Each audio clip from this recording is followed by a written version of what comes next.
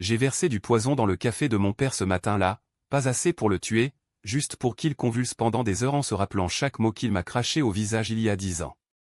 Ma mère, cette ombre perfide, a hurlé mon nom pour la première fois depuis mon départ, mais c'était trop tard, j'avais déjà effacé les comptes bancaires qu'elle croyait inviolables, les laissant nus comme il m'avait laissé. Et maintenant, alors que les sirènes hurlent dans les rues de Lyon, je souris enfin, parce que la vengeance n'est pas un cri, c'est un murmure qui ronge l'âme jusqu'à l'os. C'était un mardi pluvieux de septembre, l'année de mes 15 ans, quand tout a basculé. La maison familiale, cette vieille bâtisse en pierre grise du quartier de la Guillotière, puait le mensonge et la moisissure accumulée. Mon père, Henri, un comptable aux mains tachées d'encre et d'ambition ratée, rentrait tard du bureau, son chapeau melon de travers comme une couronne de clown. Ma mère, Claire, s'affairait dans la cuisine, ses lèvres pincées en une ligne perpétuelle de reproches. Et moi, Élise, j'étais l'erreur vivante, la tache sur leur tableau de famille parfaite. Ils n'avaient jamais digéré ma naissance, fruit d'une liaison fugace de mon père avant leur mariage, j'étais le rappel constant de sa faiblesse, un secret qu'ils avaient étouffé sous des couches de silence et de gifles. Ce soir-là, la dispute a éclaté pour une broutille, un verre brisé, peut-être, ou mon bulletin scolaire médiocre. Mais c'était le prétexte. Henri a explosé le premier, son visage rouge comme le vin de table qu'il noie ses regrets. Tu n'aurais jamais dû naître, Élise. T'es qu'une saloperie qui nous pourrit la vie. Ces mots ont claqué comme un fouet, et Claire, au lieu de me défendre, a hoché la tête, les yeux froids. On t'a toléré assez longtemps. Pars, et ne reviens jamais. Pas de larmes, pas d'hésitation. Ils m'ont jeté dehors avec un sac poubelle contenant 2 pulls usés et une photo déchirée de moi bébé. La porte s'est refermée avec un bruit sourd, et la pluie a effacé mes traces sur le trottoir mouillé. J'ai erré cette nuit-là dans les rues de Lyon, le Rhône grondant comme un complice furieux à mes côtés. 15 ans, sans un sou, sans nulle part où aller. Les lumières des bistrots me narguaient, des rires étouffés filtraient des fenêtres embuées. J'ai dormi sous un porche près de la gare de Perrache, recroquevillé contre le froid qui s'infiltrait dans mes os comme un poison lent. Le lendemain, j'ai frappé à la porte d'un foyer pour adolescents en déroute, tenu par une assistante sociale nommée Madame Duval, une femme aux cheveux grisonnants et au regard qui ne jugeait pas. Elle m'a accueilli sans question, mais ses yeux disaient tout, encore une gamine brisée par les siens. Les mois suivants ont été un brouillard de survie. Le foyer était un purgatoire, lits superposés qui grinçaient, odeur de soupe réchauffée et de désespoir adolescent. J'ai appris à me taire, à observer. Les autres filles racontaient leurs histoires viol, addiction, abandon et je hochais la tête, mais la mienne bouillonnait en silence. Pourquoi moi? Pourquoi eux?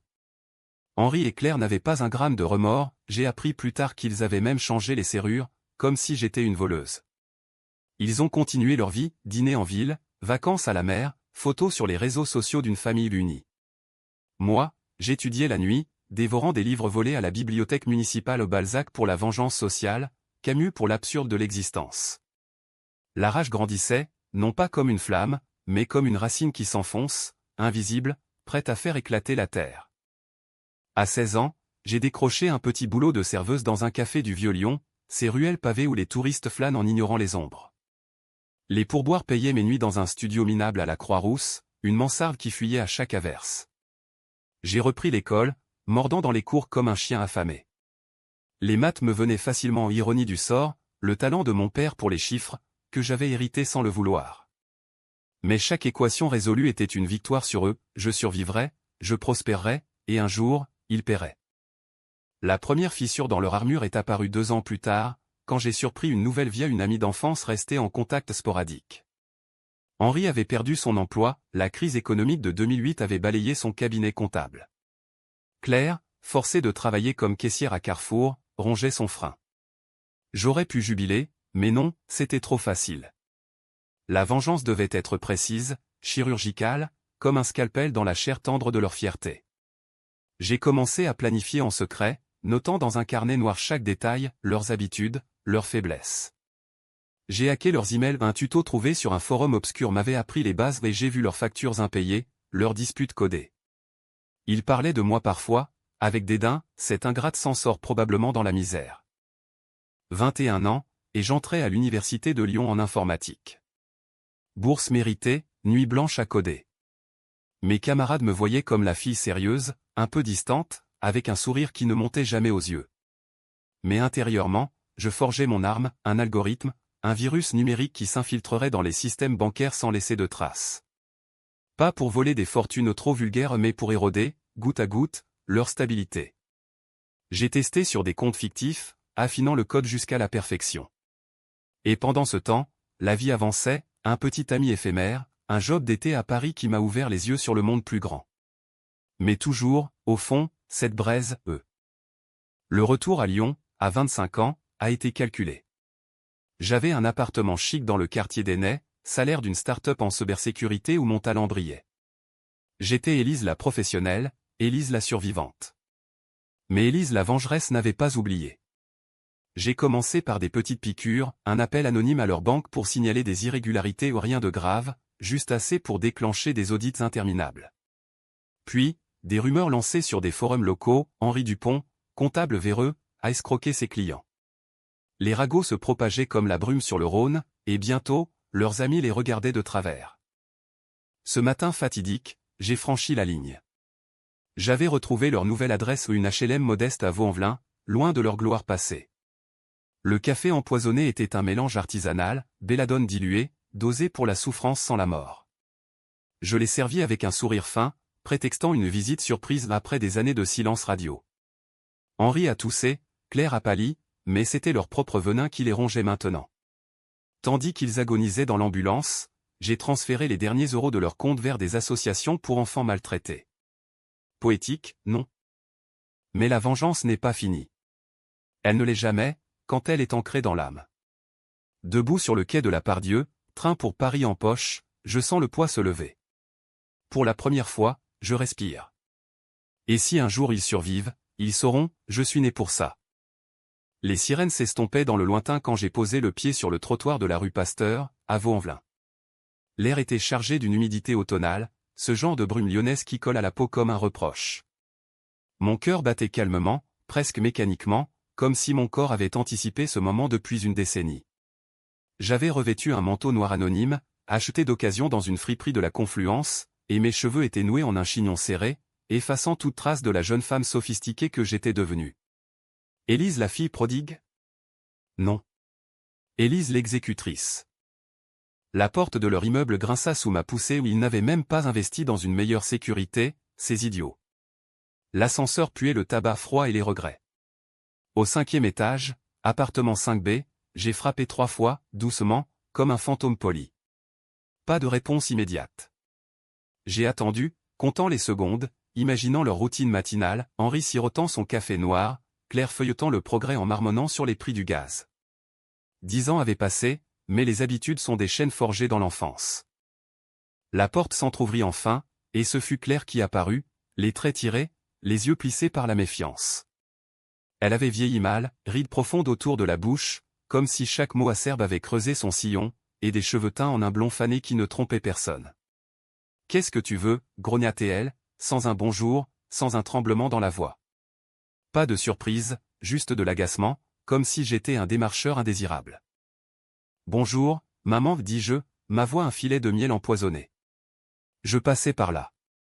Puis j'entrais. Elle hésita, jetant un œil par-dessus mon épaule, comme si elle s'attendait à une embuscade. Puis, haussant les épaules, elle s'effaça. L'intérieur était un musée de la déchéance, meubles Ikea usés, papiers entassés sur la table, une odeur de chou bouilli persistante. Henri était assis dans le salon, devant la télé diffusant un replay de match de foot, une tasse fumante à la main. Il leva les yeux, et pour la première fois, je vis une lueur de peur fugace, mais réelle. « Élise, marmonna-t-il, posant sa tasse avec précaution. Qu'est-ce qui t'amène après tout ce temps ?» Sa voix était rauque, altérée par des années de cigarettes et de silence coupable. Je m'assis en face de lui, croisant les jambes avec une élégance feinte, et sortis de mon sac un petit paquet enveloppé de papier brun. « Un cadeau, dis-je simplement. Pour me faire pardonner d'avoir disparu si longtemps. » Claire s'était rapprochée, les bras croisés, son corps tendu comme un arc. Elle n'avait jamais aimé les surprises, elle menaçait le contrôle qu'elle exerçait sur son petit monde étriqué. J'ouvris le paquet avec lenteur, révélant une boîte de café moulu à un mélange italien haut de gamme, acheté la veille dans une épicerie fine de la rue de la République. « J'ai pensé à toi, papa. Tu aimais tant ça, autrefois. » Il haussa un sourcil, Méfiant, mais l'odeur riche et torréfiée fit son œuvre. Il versa une cuillerée dans sa tasse, remua, et but une gorgée. Claire refusa poliment, optant pour son thé fade. Nous parlâmes alors, ou plutôt, je parlais, tissant un récit lisse de ma vie réussie, l'université, le job à la start-up, un appartement avec vue sur la Saône. Ils hochèrent la tête, mal à l'aise, leurs réponses courtes comme des aboiements. « Et toi, maman ?» Toujours à la caisse, demandai-je innocemment. Elle se raidit. « On s'en sort, répliqua TL. Pas besoin de ton aide. » Henri, déjà, commençait à transpirer légèrement, une main posée sur son ventre. La belladone agissait vite sur un estomac vide. C'est là que je lâchai la première bombe. Vous savez, j'ai souvent repensé à cette nuit pluvieuse. Vos mots. Tu n'aurais jamais dû naître. Le silence tomba comme une lame. Claire blêmit, Henri toussa, recrachant un peu de café. C'était il y a longtemps, murmura-t-il. On était en colère. En colère. Le mot me fit rire intérieurement, une colère qui m'avait jeté à la rue, qui m'avait forcé à mendier des nuits chaudes d'été et à esquiver les avances des voyous dans les parcs de la Tête d'Or. Longtemps, oui. Mais les mots creusent des trous, papa. Des trous qu'on remplit avec du temps, du travail, de la rage. Il se leva brusquement, chancelant, et courut aux toilettes. Claire me fusilla du regard. « Qu'est-ce que tu as fait ?» Je haussai les épaules. « Rien. Juste du café. » Mais elle comprit, d'instinct maternel pervers, et se rua vers la salle de bain. Ses cris percèrent l'air, Henri. Henri, respire. Je ne bougeais pas. Au lieu de ça, je sortis mon téléphone, un modèle banal, prépayé pour l'occasion, et lançai le script. L'algorithme que j'avais peaufiné pendant des mois s'activa, un siphonnage discret des comptes en ligne qu'ils avaient l'imprudence de laisser ouverts sur l'ordinateur familial. Économie de Claire, petite rente d'Henri, tout parti vers un fonds anonyme pour les foyers d'adolescents. Quelques milliers d'euros, pas de quoi les ruiner, mais assez pour les laisser nus, vulnérables, face à leurs propres dettes. Henri émergea, livide, s'effondrant sur le canapé. « Qu'est-ce qui m'arrive » halta-t-il. Je m'approchai, posant une main sur son épaule, un geste presque tendre. « C'est la vérité qui te rattrape, papa. 10 ans à faire semblant que je n'existais pas, et maintenant, elle te brûle de l'intérieur. » Claire revint, téléphone à l'oreille, appelant les urgences d'une voix chevrotante. « Ma fille. Elle nous a empoisonnés. » Les minutes s'étirèrent en éternité. Je restai là, sereine, racontant des anecdotes anodines, mon premier salaire, un voyage à Marseille, tandis que la toxine les tordait. Pas de mort, non, j'avais calculé précisément, hospitalisation, examen, honte publique. Quand les ambulanciers arrivèrent, je me fondis dans l'ombre du couloir, descendant les escaliers 4 à 4. Dehors, la brume s'était levée, révélant un ciel d'acier. J'appelai un taxi pour la gare, et en route, je supprimai le numéro prépayé. Paris m'attendait, avec ses boulevards haussmanniens et ses secrets bien gardés. Mais Lyon, cette ville de ma naissance et de ma renaissance, porterait désormais l'empreinte de ma vengeance. Et eux? Ils survivraient, oh oui, pour ruminer chaque jour ce qu'ils avaient semé. La famille, après tout, n'est qu'un contrat fragile, brisé par les mots et scellé par le sang. Pourtant, au fond de moi, une fissure. Était-ce vraiment la fin? Ou juste le début d'un cycle plus sombre? Le train filait, et avec lui, mes pensées, demain, un nouveau nom, une nouvelle vie. Mais la rage, elle, ne s'éteignait pas. Elle se muait, s'affinait, prête pour la prochaine cible. Car la vengeance, en France ou ailleurs, n'est pas un acte isolé, c'est une philosophie, un art de vivre avec les fantômes. Le wagon de train brinque-ballait doucement sur les rails, rythmant mes pensées comme un métronome impitoyable. Dehors, la campagne bourbonnaise défilait en éclats verts et dorés, mais mes yeux restaient fixés sur le reflet dans la vitre, une femme de 25 ans, aux traits ciselés par la détermination, un sourire en coin qui trahissait le chaos intérieur. J'avais fui Lyon une fois de plus, mais cette fois, ce n'était pas une expulsion, c'était une retraite triomphante. Le poison, l'argent volé, les mots d'adieu implicites, tout cela n'était que le prologue. La vraie vengeance, celle qui hante les nuits, c'est de les laisser vivre avec les ruines. Arrivé à Paris, je descendis à la gare de Lyon, ironie du sort, cette station nommée d'après ma ville natale, comme un clin d'œil moqueur du destin. Mon appartement temporaire, un Airbnb dans le Marais, m'attendait, murs blanchis à la chaux, parquet qui craque sous les pas, une vue sur les toits incés qui scintillaient sous le soleil hivernal. Je m'y installai avec méthode, effaçant toute trace numérique de mon passage à Lyon. Le burner phone fut broyé et jeté dans la Seine depuis le pont des Arts, l'algorithme, désactivé via un VPN anonyme. J'étais propre, invisible, comme un fantôme dans la machine. Mais les fantômes ont besoin de chair pour hanter. Le soir même, je m'aventurai dans un bistrot de la rue des Rosiers, l'un de ces endroits où les juifs ashkénazes et les bobos se côtoient en sirotant du vin nature. Assise au comptoir, un verre de chardonnay à la main, j'écoutais les conversations flotter, plaintes sur les loyers, ragots politiques, amours éphémères. Un homme d'une quarantaine d'années s'approcha, costume froissé, sourire carnassier. Seul, demanda-t-il en français teinté d'un accent du Sud. Je hochai la tête, laissant mon regard l'inviter. Il s'appelait Marc, trader à la bourse, divorcé, en quête de distraction. Nous parlâmes tard, il rit à mes anecdotes inventées, et quand il proposa de monter, je acceptai. Pas par désir, mais par habitude, le sexe comme anesthésiant, un moyen d'oublier la bile qui remontait encore de Lyon. Au matin, il partit en marmonnant des promesses vides, et je me retrouvai seul avec mes démons. Le journal sur la table basse titrait sur un empoisonnement mystérieux à Vaux-en-Velin, couple âgé hospitalisé après ingestion de substances toxiques, enquête en cours. Pas de nom, pas de détails, mais je savais. Mon cœur sauta un battement, non de peur, mais d'une excitation perverse. Ils étaient en vie, intubés probablement à l'Hôtel-Dieu, leur corps trahissant la trahison qu'ils m'avaient infligée. J'imaginais Claire, les veines bleues sous la peau translucide, murmurant des prières catholiques hypocrites, Henri, les poings serrés sur les draps, maudissant le jour où il avait engrossé une autre. Pourtant, cette victoire sonnait creux. 10 ans de planification, et quoi? Une convulsion, un virement bancaire. La vraie douleur, celle qui ronge l'âme, devait venir d'ailleurs, de la perte de ce qu'ils chérissaient le plus. Leur réputation. Leur famille. J'ouvris mon ordinateur, connecté au réseau sécurisé de ma start-up, et commençai à tisser la toile suivante. Des faux profils sur LinkedIn, des posts anonymes sur des forums lyonnais, Henri Dupont, ancien comptable, impliqué dans une fraude fiscale. Ma tante a perdu sa retraite à cause de lui.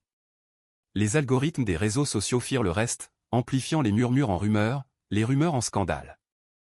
Les jours suivants furent un balai de routine feinte. Travail à distance, audit de cybersécurité pour des banques parisiennes, ironiquement, où j'apprenais les failles que j'exploiterais plus tard. Soirées solitaires dans des cinémas d'art et d'essai, absorbant des films comme La haine pour raviver la rage sociale, ou Amélie ou pour me rappeler que la malice peut être douce. Mais la nuit, les cauchemars revenaient, moi, 15 ans, roulé en boule sous le porche, la voix d'Henri résonnant comme un écho. Saloperie. Je me réveillais en sueur, le cœur cognant, et notais dans mon carnet, force, faiblesse, prochaines étapes. Une semaine après l'empoisonnement, un appel inattendu brisa le silence. Numéro masqué, mais je reconnus la voix chevrotante de Claire dès le premier mot. Élise. C'est toi, n'est-ce pas? Elle avait dû fouiller mon sac, trouver un indice, un ticket de train, peut-être. Je ne répondis pas tout de suite, laissant le silence s'étirer comme une lame. Maman, dis-je enfin, d'une voix neutre. Tu vas bien? Comment oses-tu? Ton père. Il est en réanimation. À cause de toi. Ses sanglots étaient faux, théâtraux, comme ceux qu'elle réservait aux condoléances de voisinage. Je sentis une vague de nausée monter, non de culpabilité, mais de dégoût pour cette femme qui m'avait mise au monde sans jamais m'aimer. À cause de moi? Ou à cause de ce que vous m'avez fait? Elle balbutia, cherchant des excuses éculées, la colère, le stress, l'alcool. Puis, la carte maîtresse revient. On peut arranger ça. Pour la famille. La famille. Le mot me fit éclater de rire, un son rauque qui la fit taire. La famille? Celle qui m'a jeté comme une ordure? Non, Claire. C'est fini. Je raccrochai, bloquant le numéro, mais pas avant d'enregistrer l'appel. Preuve pour plus tard, quand les flics frapperaient car ils frapperaient, inévitablement. Mais j'étais préparé, alibi, faux témoignage d'amis parisiens, un historique numérique immaculé.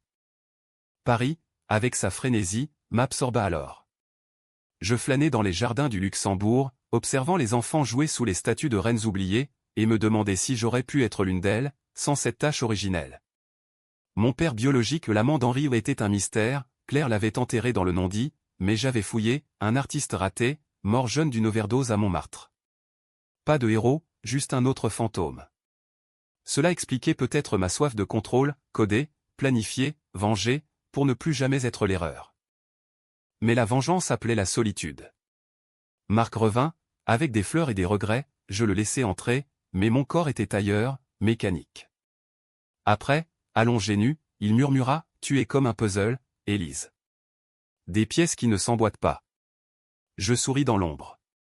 S'il savait. Les pièces s'emboîtaient parfaitement dans mon plan, prochaine étape, ruiner leur cercle social. Un mail anonyme à leur paroisse, à leurs anciens collègues, détails intimes glanés dans leurs emails hackés, adultère d'Henri, avortement secret de Claire. Le poison physique n'était rien comparé au social. Bientôt, les nouvelles de Lyon filtrèrent, Henri sortait de l'hôpital, amaigri, paranoïaque, Claire vendait des bijoux pour payer les factures. Et moi? À Paris, je signais un contrat juteux, promotion en vue. La vie avançait, mais l'ombre de la famille planait, rappelant que la vraie prison n'est pas les barreaux, mais les liens de sang. Et les miens, je les trancherais jusqu'à l'os. Les feuilles mortes tourbillonnaient sur les quais de la Seine comme des confettis macabres, et Paris, sous son manteau d'automne, semblait conspirer avec moi. J'avais élu domicile dans le Marais pour sa discrétion, ces hôtels particuliers restaurés où les secrets se murmurent derrière des volets clos. Mon travail à la start-up, Cyberveille, me donnait une couverture parfaite, des journées passées à fortifier des systèmes contre les intrusions, des nuits à en percer d'autres. Ironie délicieuse. Mais sous cette façade, la machine vengeresse ronronnait, infatigable. Claire m'avait recontacté via un numéro détourné, une semaine après notre appel. « Ton père veut te voir » avait-elle dit, la voix brisée par ce qui ressemblait à de la peur authentique. J'avais ri, doucement. « Dis-lui que je suis occupé à reconstruire ce qu'il a brisé. » Elle avait supplié alors, des mots qu'elle n'avait jamais prononcés, pardon, regret, amour. Mensonge. Je les enregistrais, ajoutant à mon dossier un fichier encrypté sur un drive offshore, prêt pour le jour où la justice frapperait. Car elle frapperait, les flics de Lyon, tenaces comme des limiers rhône-alpins, suivaient la piste du café empoisonné.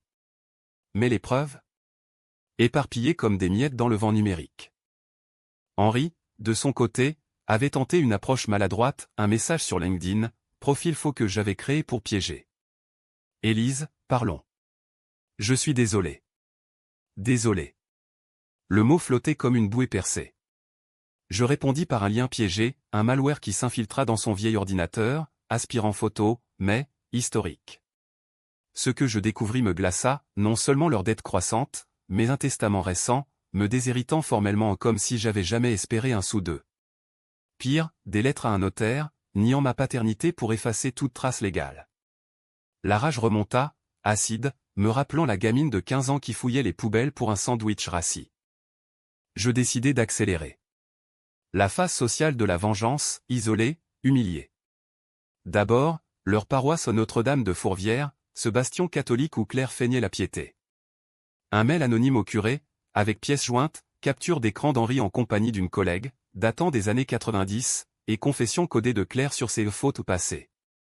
Le prêtre, homme de principe rigide, convoqua le couple pour une discussion pastorale. J'imaginais la scène, Henri suant sous son col, Claire bafouillant des Ave Maria. Bientôt, les ragots percolèrent, plus d'invitations aux messes dominicales, plus de comités de charité. Leur pilier social s'effritait. Puis, les amis. Ou ce qu'il en restait. Un couple, les Bertrand, voisins d'enfance, recevant encore leurs cartes de vœux forcées. J'inondais leur boîte mail de preuves fabriquées, factures falsifiées montrant des préusuraires d'Henri, textos inventés où Claire médisait d'eux. Les réponses fusèrent, blocage, silence. Un soir, lors d'un appel intercepté, j'entendis Claire pleurer, « Personne ne nous parle plus. » C'est elle, hein? Cette petite garce. Oui, maman. C'est moi. Mais la solitude me rongeait aussi. À Paris, je nouais des liens superficiels, un cercle de collègues, dîner aux Inc où l'on disséquait les scandales tech. Il y avait Sophie, une développeuse aux cheveux bleus, qui devina mon armure. « T'as l'air d'une qui porte le monde sur les épaules » dit-elle un soir, après trop de pastis.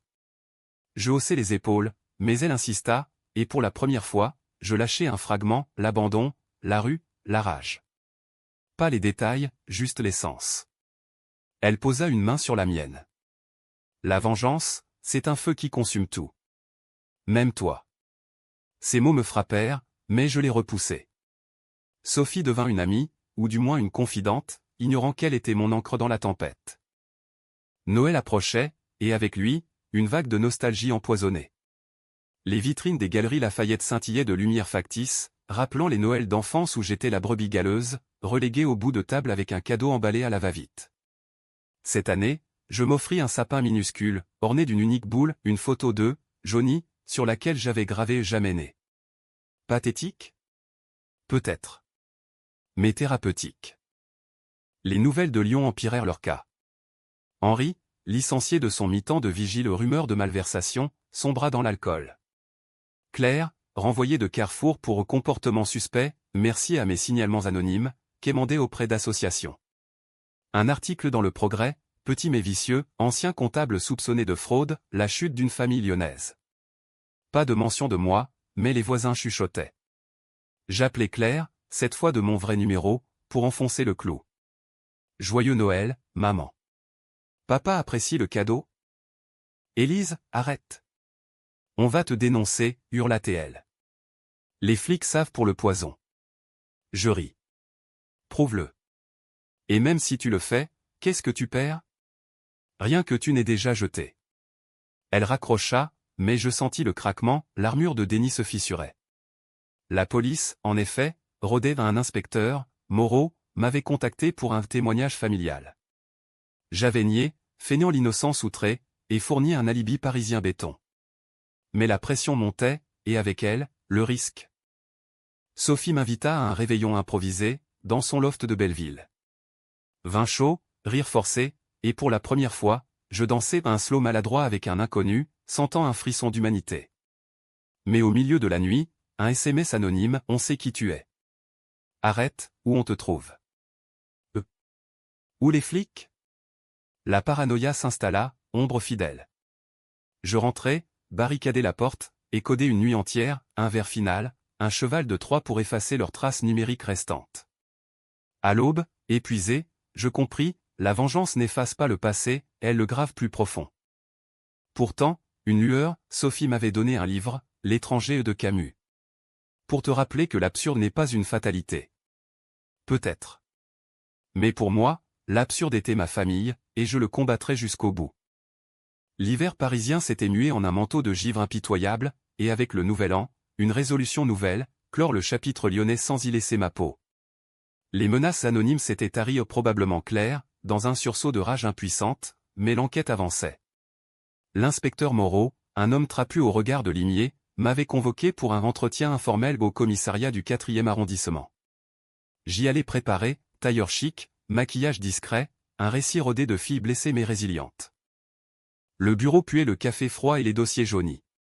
Moreau, assis derrière un bureau encombré, me jaugea d'un œil sceptique. Mademoiselle Lemoine, merci d'être venue. Votre famille traverse des temps difficiles.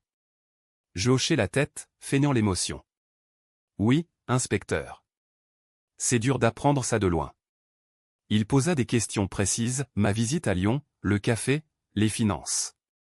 Je répondis avec une franchise calculée, j'étais en colère, oui. Mais empoisonné? C'est absurde. J'ai des témoins à Paris ce jour-là. Alibi vérifié, déjeuner avec Sophie, après-midi au Louvre. Il nota, dubitatif, mais sans accroche. On garde un œil, mademoiselle. La famille, c'est sacré, mais le crime aussi. Dehors, l'air glacé me fouetta le visage, me ramenant à la réalité. Sacré? La famille? Chez les Lemoine Dupont, c'était une farce. Pourtant, cette rencontre réveilla une faille, et si la vengeance me transformait en monstre pire qu'eux? Sophie, sentant mon trouble, m'entraîna dans un café du canal Saint-Martin, ses eaux noires reflétant les lumières des péniches. Parle-moi, insista-t-elle, ses yeux verts perçants. Et je parlais au tout. Le foyer, la rue, le code vengeur, le poison. Pas de jugement dans son regard, juste une tristesse profonde. Élise, c'est un cycle. Brise-le. Ou il te brisera. Ces mots germèrent comme une graine rebelle. Briser le cycle? Facile à dire, quand la nuit, les voix d'Henri et Claire hurlaient encore, saloperie. Je tentais, thérapie, un psychologue du quartier latin, un homme aux lunettes rondes nommé Laurent. Séance dans un cabinet lambrissé, où je disséquais ma rage comme un code bugué. Votre vengeance est une armure, dit-il. Mais elle pèse lourd. Peut-être. Mais l'ôter signifiait la vulnérabilité, et j'avais appris à mes dépens que la vulnérabilité tue. Entre-temps, la toile se resserrait sur Lyon. Henri, interné pour dépression alcoolique à l'hôpital Vinatier, balbutiait des confessions à un prêtre, j'ai ruiné ma fille. Elle nous ruine maintenant. Claire, seule dans l'appartement vide, vendait tout aux brocanteurs de la Pardieu. Leurs amis les avaient désertés, même les Bertrand, piliers d'autrefois, avaient coupé les ponts après mes épreuves. Un appel d'un cousin éloigné, que je n'avais pas vu depuis l'enfance, Élise, qu'est-ce qui se passe? Tes parents. Ils disent que tu les hantes. Je raccrochais, le cœur serré. Hante? Oui, comme un esprit vengeur des opéras français, Ophélie ou Lady Macbeth, mais en version low-tech. Le printemps pointa, libérant Paris de son étau hivernal. Les cerisiers du champ de Mars fleurirent, et avec eux, une offre professionnelle, transfert à Bordeaux, chez un partenaire de cyberveille. Une échappée? Ou une nouvelle arène? J'acceptais, paquant mes cartons avec une efficacité clinique. Sophie m'aida, et dans un moment de faiblesse, je l'embrassai à un baiser salé de larmes retenues. Viens me voir, murmura-t-elle. La vie n'est pas que vengeance. Peut-être. Mais la mienne l'était. À Lyon, le climax approchait. Claire m'envoya une lettre, postée de la gare de Perrache, mots tremblants sur papier pelure. Reviens. Ton père agonise. Il veut te bénir. Agonise. Mon pouce accéléra. Était-ce vrai, ou un piège? Je réservai un billet TGV, anonyme, et descendis à la Guillotière sous un ciel plombé. L'hôpital Édouard Herriot, avec ses couloirs aseptisés, sentait la mort en conserve. Claire attendait dans la chambre, vieillie de 10 ans en quelques mois, les mains noueuses comme des racines mortes. Henri gisait, tubulaire, le visage cireux. Ses yeux s'ouvrirent à mon entrée, et pour la première fois, je vis non la colère, mais le vide. Élise, croassa-t-il. Claire se leva, me serrant maladroitement. Il a un cancer. Le poison. Ça l'a accéléré. Cancer. Le destin, moqueur, achevait mon œuvre. Je m'assis, prenant sa main froide. Pardon, murmura-t-il. J'étais faible. Toi. T'es forte.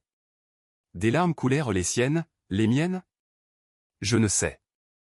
Claire ajouta, on t'aimait, à notre façon. Reste. Rester? La tentation fut là, un instant, comme un mirage. La famille, réparée dans la maladie. Mais non. Votre amour m'a tué, dis-je doucement. Le mien vous enterre. Je sortis, laissant la porte se refermer sur leurs sanglots. Dehors, la pluie lavait les rues, et je sus, c'était la fin. Pas de meurtre final, juste l'abandon réciproque. De retour à Paris, je démissionnai, libre. Sophie m'attendait, un sourire timide. Et maintenant, demanda-t-elle. Maintenant, répondis-je, je vis. La vengeance s'estompait, laissant place à une paix fragile. Mais au fond, une étincelle, si le cycle recommence, je saurais l'éteindre. Bordeaux m'accueillit avec sa douceur aquitaine, un contraste bienvenu à la fébrilité parisienne. Les quais de la Garonne bordés de pavillons 18e, le vin qui coule comme un baume, et un nouveau job chez une fintech émergente, tout conspirait à l'oubli. J'y arrivai en mai, valise légère, cœur alourdi par l'adieu à Lyon. Sophie promit des visites, nos appels nocturnes, d'abord timides, devinrent des ponts vers une intimité naissante. Tu mérites plus que des fantômes, disait-elle. Et pour la première fois, je le crus. Le travail absorbait, conception de protocoles antifraude, ironie suprême pour une vengeresse repentie. Mes collègues, un mélange d'ingénieurs bordelais au verbe fleuri, m'acceptèrent sans creuser. Il y avait Paul, un vigneron reconverti en codeur, qui m'initia au château Margaux lors de pauses déjeuner au marché des Capucins. La vie, c'est comme un grand cru, ça prend du temps à mûrir, philosopha-t-il. Je hochai la tête, mais intérieurement, je mûrissais encore ma propre vendange amère. Les nouvelles de Lyon arrivèrent par bribes, comme des échos assourdis. Henri mourut en juin, un arrêt cardiaque foudroyant le cancer, ou le poids du regret. Claire enterra seule, assistée par une assistante sociale revêche. Pas d'avis de décès dans le progrès, pas d'hommage. Elle vendit l'appartement, déménagea dans un studio à Écully, survivant de allocation. Un jour, elle m'écrivit « Viens à l'enterrement ». Pour clore. Je brûlai la lettre dans un cendrier, les flammes léchant le papier comme une purification. L'enquête s'essouffla, pas de preuves solides, juste des soupçons qui s'évaporèrent avec la mort d'Henri. Moreau m'envoya un mail laconique, fermé sans suite. La loi française, pragmatique, préférait enterrer les drames familiaux que les remuer. Libre, donc. Mais la liberté pesait, qui étais-je sans ma rage? Les séances avec Laurent, maintenant en visio, creusaient, la vengeance était votre identité. Sans elle, qui reste-t-il? Élise l'enfant perdu, Élise la survivante, Élise l'amante naissante avec Sophie. L'été bordelais fut un renouveau. Plage d'Arcachon, où le vent salin emportait les ombres, dîner sur la place de la Bourse, sous la miroir d'eau miroitant. Sophie vint, et nous marchâmes main dans la main, nos rires se mêlant aux cris des mouettes. Je t'aime, murmura-t-elle un soir, sur la dune du Pilat, le soleil couchant peignant l'océan en or. Et moi, demandai-je, vulnérable. Toi aussi, répondit-elle. Un baiser, salé de mer et de larmes pas de rage, cette fois, mais de joie. Pourtant, des relapses, un cauchemar où Henri me tendait le café empoisonné, inversant les rôles. Je me réveillai en sursaut, codant frénétiquement pour apaiser l'angoisse. Paul le remarqua, t'as l'air hanté, Élise. Hanté. Oui. Mais Bordeaux, avec ses vignes infinies, offrait une thérapie organique. Je m'inscrivis à un club de lecture, disséquant Zola pour exorciser les drames familiaux, je courus le long de la Garonne, chaque foulée un pas loin du passé. Claire, elle, s'effaça progressivement. Un Noël sans appel, un anniversaire ignoré. Était-elle morte? Non, un mail sporadique, je vis. Pardonne. Pardonne? Le mot flottait, insaisissable. Je répondis une fois, pas encore. Mais peut-être un jour. La paix n'est pas l'oubli, c'est la coexistence avec les cicatrices. Un an passa, et je devins Élise 2.0, promotion, appartement avec balcon sur les allées de Tourny, Sophie installée pour des week-ends volés. La vengeance? Un chapitre clos, comme un livre refermé sur une bibliothèque poussiéreuse. Mais en France, terre de révolution et de passion contenue, on sait que les braises couvent. Si Claire frappe à la porte un jour, je l'accueillerai au non pour guérir, mais pour constater, j'ai survécu. J'ai gagné. Et dans ce triomphe tranquille, sous le soleil bordelais, je suis enfin, naître n'était pas une erreur. C'était le début d'une renaissance.